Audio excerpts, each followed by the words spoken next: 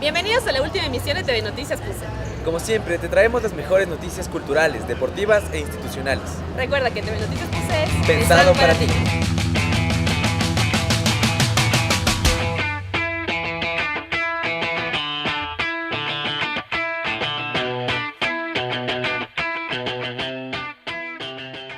La Facultad de Medicina realizó un café académico. ¿Quieres saber un poco más? No te pierdas los detalles en la siguiente nota. El Café Académico es un proyecto realizado por los estudiantes de la Universidad Católica. El objetivo de este café académico es mostrar cómo se puede fortalecer la vida mediante una alimentación adecuada. La alimentación sana es la base de una vida duradera junto con el ejercicio físico. En base a una dieta saludable rica en vitaminas, hierro y potasio, se puede reemplazar el uso de medicamentos. Esta campaña busca incentivar a las personas al consumo de alimentos cultivados y combinarlos entre sí para crear defensas en el cuerpo. La tierra provee nutrientes en productos de alimentación saludable. En este café académico participaron antropólogos, nutricionistas, docentes de medicina y, en general, profesores de la PUSE. Se quiere crear más talleres para los profesores y alumnos para hablar sobre la importancia de estar bien alimentados. De la misma manera, se busca incentivar la creación de nuevos proyectos sobre la salud y alimentación dentro de la universidad. La mayoría de las nutricionistas, y yo también antes, trabajaba pensando en nutrición como lo que yo ponía en mi boca para mi salud. Ahora también tomo en cuenta el afecto al ambiente, o sea, salud mío y salud del planeta, porque hay muchas costumbres alimentarias que no favorecen, por ejemplo, que son parte que contribuyen al calentamiento global. Y en la comida podemos eliminar esos o disminuirlos por lo menos. Bueno, nos interesa armar redes, ¿no? y trabajar con gente que come y gente que son parte de familias. Y nos damos cuenta que los académicos, los estudiantes, los profesores también comen y son parte de familias. Entonces nosotros en este tema de utilizar la comida como el espacio de salud y el espacio de transformación social, nos invita a buscar todos los espacios posibles. Pero naturalmente la universidad es un espacio muy simpático porque vienen gente abierta. Para TV PUSE reportó Daniela Lagos. El candidato presidencial, Paco Moncayo, visitó las instalaciones de la PUSE para presentar sus propuestas. Entérate de los detalles a continuación. El candidato a la presidencia, el general Paco Moncayo, visitó las instalaciones de nuestra universidad para presentar sus propuestas. Es el tercer candidato presidencial en aceptar el diálogo en la PUSE durante su candidatura. Micaela Andrade, expresidenta de la FEUCE, le dio la bienvenida y destacó la importancia del involucramiento estudiantil en la temporada electoral. El directorio de la Federación de Estudiantes de la Pontificia Universidad Católica del Ecuador, desde que comenzó su mandato hace un año ya, se ha empeñado en generar espacios para el ejercicio de pensamiento crítico en torno a temas que afecten a la sociedad, toda vez que estamos conscientes que los jóvenes somos actores protagónicos en la construcción de un mejor futuro para el país. Por tanto, en este momento, a vísperas de las elecciones nacionales, debemos sentir la responsabilidad ética de hacer política. El tema más importante con el que empezó el debate fue la economía actual y Moncayo presentó sus perspectivas. El modelo económico es sumamente importante. Y ustedes menos que nosotros han sido testigos de una parte de la historia económica del país. Hay que partir del diagnóstico para poder plantear soluciones. En este periodo de 10 años, el gobierno ha recibido más recursos que en los últimos 30 años, 8 gobiernos. Este 19 de febrero se conocerá al nuevo presidente de la República del Ecuador, que cumplirá su periodo hasta el 2021. Reportó para TV Noticias PUSE Isabel Echeverría. La PUSE junto a Casa Verde organizaron un taller de dirección vocal. ¿Quieres saber más al respecto? Quédate con nosotros. El El día miércoles 1 de febrero se llevó a cabo el taller sobre método Kodali en el aula magna de la universidad.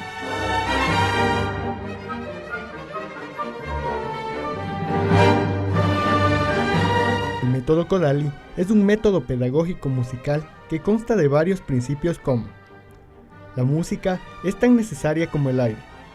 Solo lo auténticamente artístico es valioso para los niños. Y la auténtica música folclórica debe ser la base de la música nacional.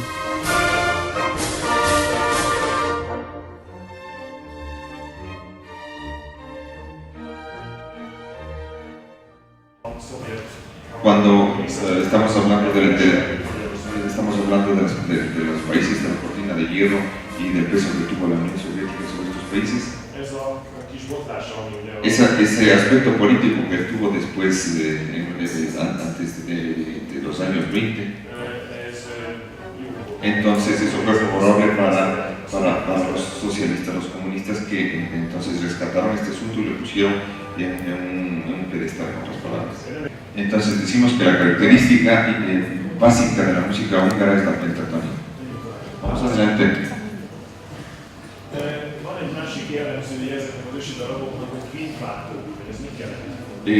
Hay otra característica en este tipo de composiciones, que hay los cambios entre quintas.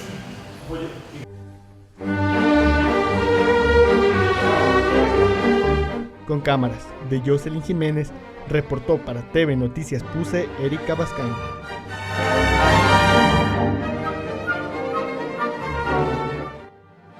Esto fue todo en esta temporada de TV Noticias Puse.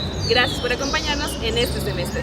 El próximo semestre te traeremos la mejor información. No te olvides de seguirnos en nuestras cuentas de Facebook y YouTube. Y no se olviden que TV Noticias Puse es pensado para ti.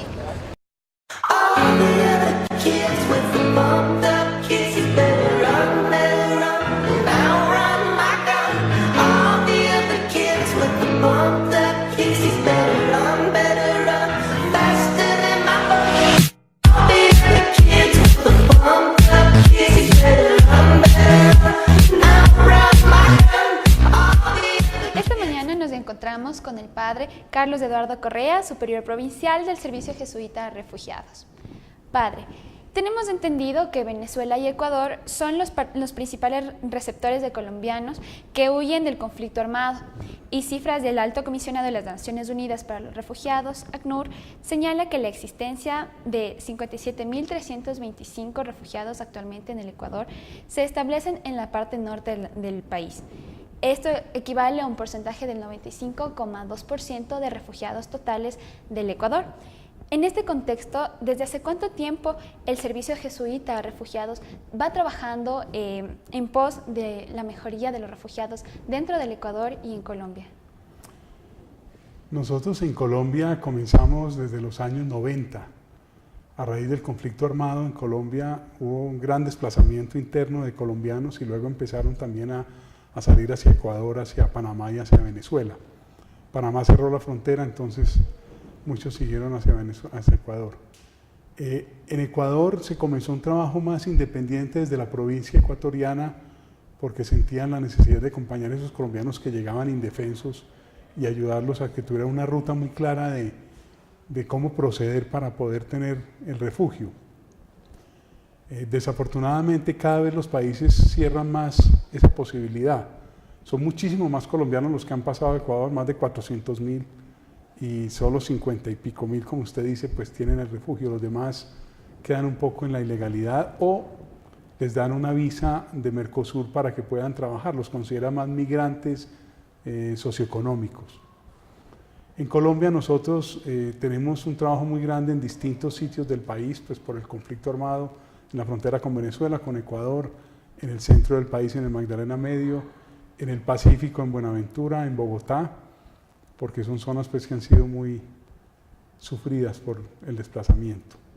¿Cuáles son las áreas en las que se enfoca el servicio jesuita y a cuántas personas da ayuda? En Colombia nosotros estamos trabajando fundamentalmente en servicio humanitario, de atención humanitaria inmediata cuando la persona llega y no tiene que comer o dónde dormir. Pero luego tenemos un servicio de apoyo jurídico para que puedan tener una ruta de cómo acceder a los beneficios del Estado y también un acompañamiento psicosocial. Por último, un cuarto nivel de trabajo es las familias que ya llevan un tiempo más desplazadas, cómo ayudarles a que ellas puedan volver a trabajar, a generar pues, procesos productivos, económicos para ganarse la vida y no estar simplemente dependiendo de una ayuda del Estado. Esos son como 4 niveles. El número de personas en Colombia, nosotros tenemos en Colombia más de 8 millones de personas desplazadas. Sabemos que unos 400.000 han pasado a Ecuador. Con Venezuela no tenemos cifras muy claras, son muchísimos, pero también se han tenido que devolver porque la situación de Venezuela en este momento es muy compleja. Pero 8 millones de desplazados en Colombia es una cifra inmensa. Tomando en cuenta que la Compañía de Jesús tiene una larga trayectoria vocacional y educadora, ¿cómo se ligan los principios de la Compañía de Jesús con el servicio jesuita de refugiados? Claro, ante todo, pues nosotros estamos en este mundo para anunciar la buena nueva de Jesucristo, es decir, poder ayudar a que la gente reconozca el amor de Dios manifestado en Jesucristo y ese amor de Jesucristo manifestado en nosotros. Entonces, la Compañía de Jesús se ha dedicado a trabajar con los refugiados porque vemos que son personas que están en condiciones de un sufrimiento inmenso, quedan sin ninguna posibilidad de dignidad en cuanto a empleo, a educación, a salud, a lo mínimo para la vida. Entonces, ¿cómo ser Jesús para ellos? ¿Cómo llevarles ese amor? ¿Cómo acompañarlos y ayudarlos a que restablezcan su vida en otro sitio y puedan volver a vivir pues, como familias y poder salir adelante juntos? Esa es fundamentalmente, digamos, nuestra voluntad. Y para ello el padre Pedro Arrupe, un general de la Compañía de Jesús de hace unos años, nos pidió que trabajáramos especialmente con los refugiados porque sentía que eran personas de un gran sufrimiento. Pues cuando a él le tocó ver vietnamitas en unas barcas que en ningún país los recibía, dijo, tenemos que trabajar con ellos que son los más sufrientes de este mundo. Entendiendo que no es lo mismo ser un migrante a ser un refugiado, ¿cuáles son las condiciones en las que vienen los refugiados hacia el Ecuador? Un refugiado es fundamentalmente una persona que está huyendo porque está siendo perseguido, porque va a ser asesinado. Un migrante es más por condiciones económicas, de búsqueda de mejores situaciones económicas. Pero por la situación histórica en este momento se está uniendo muchísimo lo de ser migrante y ser refugiado, porque en casi todos los países también las condiciones de violencia hacen que mucha gente salga, pero también buscando mejorías económicas. Entonces, ya es muy difícil diferenciar. Técnicamente los refugiados huyen por situaciones de violencia, ¿cierto?, para pedir un refugio que no los maten en otro país. Pero cada vez más todos los migrantes están siendo también, teniendo problemas de violencia. Por ejemplo, en Centroamérica las maras, las grandes bandas criminales, están haciendo que muchos jóvenes se vayan porque la familia les dice, yo no quiero que los recluten a ustedes aquí, entonces váyanse. ¿Cómo combatir contra los estereotipos que cada vez son más sobre los refugiados, sobre los migrantes? Yo creo que ante todo hay que ayudar a que todas las personas de los países que reciben migrantes o refugiados comprendan que son seres humanos, que no han salido de sus poblaciones o del campo donde ellos estaban trabajando pues por gusto, sino por persecución o por hambre.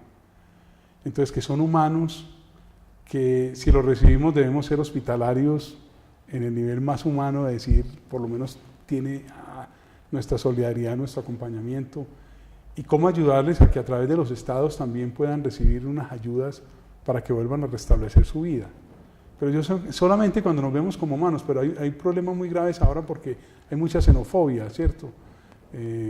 Dicen, estos por ser negros son ladrones, vienen a robarnos, vienen a quitarnos el trabajo, pues muchas cosas que la gente se imagina y no acogen al otro como un hermano, como un ser humano. Yo creo que esa sería una cosa muy importante, la dimensión humana de acoger y ser hospitalario. Tomando en cuenta que la mayor parte de refugiados que llegan al Ecuador son mujeres y niños, ¿cómo el Servicio Jesuita de Refugiados ayuda a este grupo minoritario? Sí, la ayuda fundamental es poderlos acompañar en la parte jurídica para que tengan una ruta de acompañamiento con las entidades del Estado ecuatoriano y puedan buscar pues la condición de refugio o por lo menos estas visas de Mercosur que les permiten ya establecerse y trabajar. También el acompañamiento psicosocial. Las familias vienen destrozadas psicológicamente porque pues han tenido que dejar todo tirado, porque les han matado a alguien de su familia y por eso están huyendo, o porque los grupos armados de Colombia querían reclutar a sus hijos para meterlos en las filas armadas. Entonces ellos vienen muy destrozados psicológicamente, entonces un acompañamiento psicosocial para que ellos vuelvan como a sentir que valen la pena y que no van a sufrir aquí en Ecuador. ¿De qué forma el proceso de paz que ahora vive Colombia afectará a la situación migratoria de los colombianos? Yo creo que en una parte, pero no muy grande, porque desafortunadamente al lado de las guerrillas se han ido constituyendo también grupos que los llamamos las bandas criminales. Las bandas criminales están detrás de todos los negocios ilegales como los cultivos ilícitos de droga, la coca, la amapola, y también la minería ilegal, que produce grandes recursos y son unas grandes mafias con ejércitos armados. Entonces, aunque haya negociación con las guerrillas, todavía nos queda un problema muy grave en Colombia con las bandas criminales, que van a seguir desplazando mucha gente, porque ellos quieren, por ejemplo, sacar oro de una montaña y sacan a todos los campesinos de ahí a las malas, y les toca huir para que no los maten. Entonces no es fácil. ¿De qué manera el Servicio Jesuita de Refugiados trabajará en la frontera colombo-ecuatoriana para mejorar esta situación? Ya hemos hablado de procesos humanitarios, pero acciones en concretas y en qué zonas será visible este trabajo, ¿no? A ver, nosotros, digamos, tenemos como dos formas de trabajar. Por un lado, cómo ayudar en Colombia a que los procesos de paz se lleven adelante, a que los acuerdos realmente se realicen. Por otro lado, cómo logramos que el Estado colombiano no solamente cuide los grandes oleoductos, que es lo que cuida fundamentalmente, sino también que cuide las poblaciones y defiendan a la gente, que la gente no se siente protegida por las Fuerzas Armadas colombianas. Y bueno, nosotros por ejemplo sabemos que en Ecuador, en la frontera, hay muchísimo más ejército ecuatoriano que en el lado colombiano. O sea, Ecuador está más preocupado por cuidar a sus poblaciones en las fronteras que nosotros los colombianos en Colombia. Entonces, ¿cómo acompañar a la gente que está en Colombia en situación de ser perseguida o situación de hambre para que al pasar aquí a Ecuador puedan tener condiciones de vida pues, mínima y digna? Es digamos como nuestro trabajo. Pero es muy importante también tratar de prevenir que la gente no sea desplazada, porque es que me parece a mí que lo más importante sería que nadie se tuviera que mover de su lugar de origen o de su lugar donde vive y donde está establemente trabajando. Sí. Bueno, esto ha sido todo por esta mañana. Muchísimas gracias al padre Carlos Eduardo Correa, superior provincial. Muchísimas gracias a ustedes. Nos veremos en una próxima emisión de TV Noticias PUCE.